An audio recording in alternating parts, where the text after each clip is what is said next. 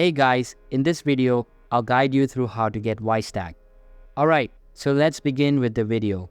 To set up your Wisetag for easy payments, start from the main Wise page. Navigate to the Payments section where you can manage various payment options. As you scroll down this page, you'll find an option to create and share your Wisetag. This feature allows others to send you money or request payments seamlessly. Click on the option to get your Wisetag and a new screen will appear. On this screen, you'll see a button labeled Get Your Wisetag. Click this button to generate your unique Wisetag.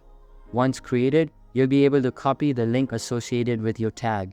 You can share this link with others, or they can use the provided QR code to easily send or request money from you. So that's basically how to get Wisetag. So that's all for this video. If you find it helpful, consider subscribing and giving this big thumbs up. And I'll catch you in the next one. Thanks.